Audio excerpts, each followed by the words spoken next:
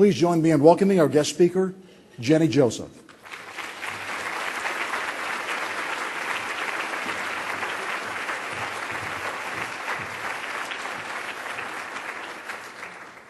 Thank you very much. I'm really excited to be here, and I live in Orlando, Florida, so I was a little bit scared when Sheila said, "Can you come?" I was like, oh no, it's going to be cold. So yesterday was really, really great. I even went on the ferry, so this is really a lovely surprise. I want to thank Open Arms for the opportunity to be here. It's an honor, and I really, really love this organization. My presentation is called Where There's a Will, There's a Way, and I really, truly believe Open Arms has found a way. So I came to the United States in 1989, and really this is true, I'm not making it up. I came to Disney World. Yeah, and look what happened. So I'm still here. I did figure out that America's not like Disney, though. I worked that out. So, but one of the things that was really hard for me when I arrived was I was already a midwife when I got here. So I just got off a plane and figured I'd deliver some babies because I knew Americans had babies and everything, and I knew how to get a job, and everybody looked at me sideways and like, what are you talking about, midwife, huh? That was Florida, remember? So I have really had to struggle with what I did discover about living and working in the United States as a midwife. And that was that I was not seeing many women of color, many low-income women coming into my practice. I had a very thriving home birth practice. It was going great, and I was doing well. But I just couldn't figure out why there was no diversity in my practice. And I began to learn about the reason behind that. And I realized there was a very serious problem here. And I don't think many people really do understand how bad it is. But this is the truth. This is what's so. Twice as many African-American babies are being born too soon, being born too small, or too sick to survive their first birthday. Twice as many. And that's across the board. That's not something that's just in one area or a really disenfranchised area. That's everywhere across America. That's the difference between this hat and this hat for your newborn. That's what I'm talking about.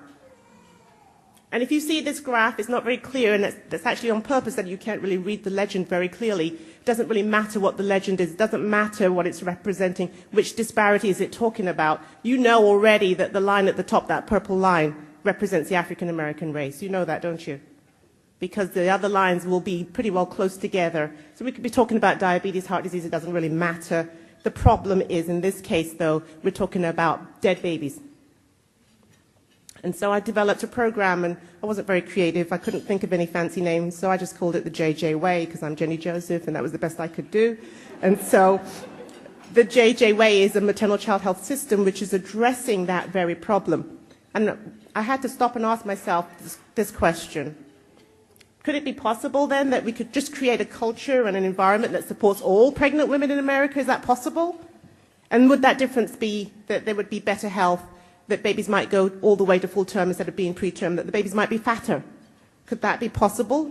Could those babies be breastfed? These women who are in these risk categories, what is going to make the difference for these women? And so the fundamental underlying premise was simply this: every woman wants a healthy baby. Any one of you that has a child knows what I'm talking about. Every woman wants a healthy baby. Whether she's running the streets, acting the fool, carrying on, it doesn't matter what she's doing. Deep down, when she's pregnant, she wants a healthy baby. And so I asked myself, well, what would it look like then if every woman had the confidence and the support, had the access to that kind of care that would bring her to the end of her pregnancy with that safe and healthy baby? What would it look like if every dad had that same support, was recognized? How would that mom feel that was fathering the child, who was partnering with that dad? How would that baby feel? How did you feel when it was you? So the vision of the JJ Way is simply this: that all women have access, they have connections, they have the knowledge, and they have the empowerment to get their healthiest pregnancy and birth. Theirs, not ours, not what we think is right for them, but what they want for themselves. And so I created this atmosphere at my center. I was already providing prenatal care, and I wanted to bring these women on board. And I said, I'm going to have to do this myself. And so we started taking photos of the women, to represent them. And you know what? We could not find those photos anywhere. You can't go to Barnes & Noble and buy a book that connotes these beautiful pregnant bellies. But the full-term baby is what we're about. So it became about the big belly. So these pictures are pictures of women from my practice, everyday women. And we took them in the back room, in the birth room. We just put some black fabric on the wall. And we draped and we wrapped and we took pictures with a digital camera and we goofed off and we got this.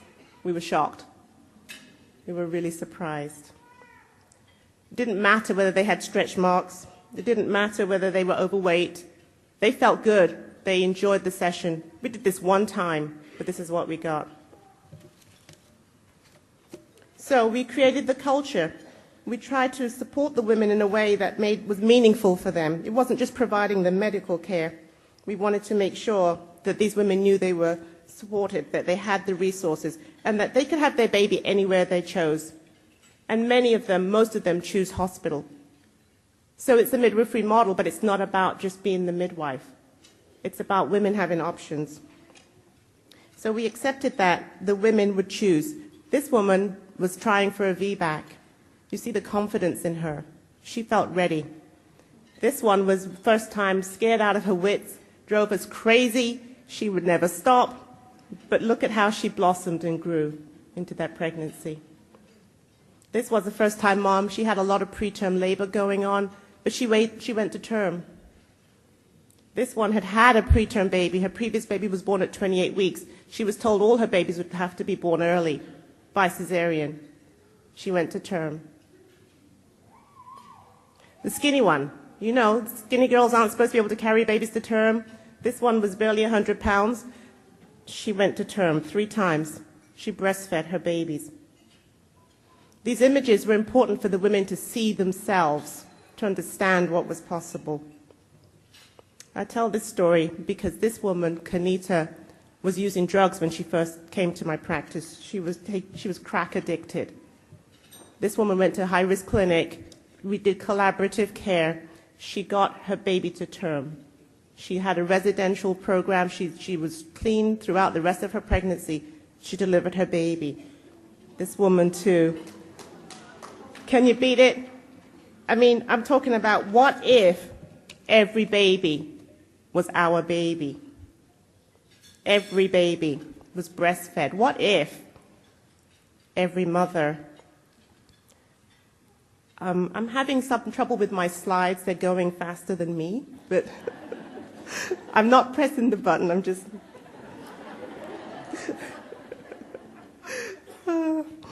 What if every baby was bonded?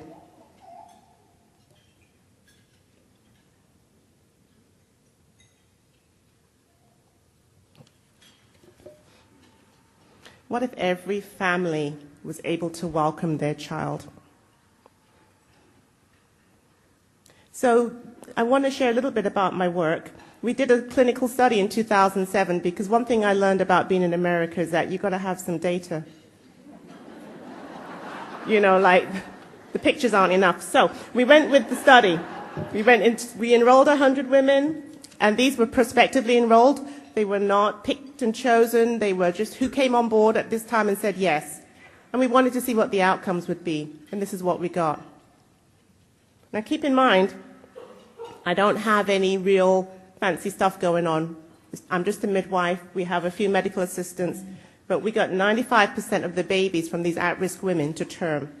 95% of these babies weighed 7.5 pounds. But there were no low birth weight babies, no premature babies, no babies that were sick or in jeopardy born to African American or Hispanic women out of those 100. Not one. Thank you. So you see this graph that I pointed out earlier. If we had been able to plot on this graph, our little blue smiley face represented that 4%, 4.7% of those women that had low birth weight babies in our study. But the heart, the purple heart, represents that line of 0 where there were no African American or Hispanic babies. I want to close with this little excerpt. You may have heard this before. It's an excerpt from Life Song, which was by a book by Jack Cornfield called A Path with Heart. So if you'll indulge me. There's a tribe in East Africa in which the art of true intimacy is fostered even before birth. In this tribe, the birth date of a child is not counted from the day of its physical birth, nor even the day of conception, as in other villages. In this tribe, the birth date comes the first time the child is a thought in its mother's mind. When a woman is interested in having a child, she first goes to sit alone under a tree, and in that place of solitude, she listens. She stays in that quiet place until she hears a song. She knows that it is the song of the child who wants to come. When she hears the song, she returns to the man who will be the child's father and teaches the song to him. And when they make love to conceive the child, they sing the song to call the child to them.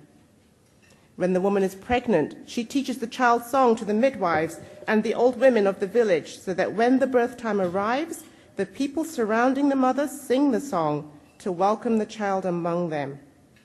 Then, as the child grows up, the other villagers learn the song, and if the child falls or hurts his knee, someone picks him up and sings the song. When the child does something wonderful, the people of the village sing this song. And when the child goes through the rites of puberty and becomes an adult, the villagers sing the song. It goes this way through life. At a wedding, the songs of a husband and wife are sung together. Finally, when this child grows old and lies in bed, ready to die, all the villagers know the song, and they sing it for the last time. If every baby was our baby, I'm having trouble with my thing. If every baby was our baby, what would we truly want for our baby? What would that look like? What would we do differently? What wouldn't we stand for? How would we strive harder? What would move us to action? Please support Open Arms Perinatal Services. Thank you for being here, showing your support already, but know that this program makes a difference. And let us sing every child's life song as if it were our own. Thank you very much.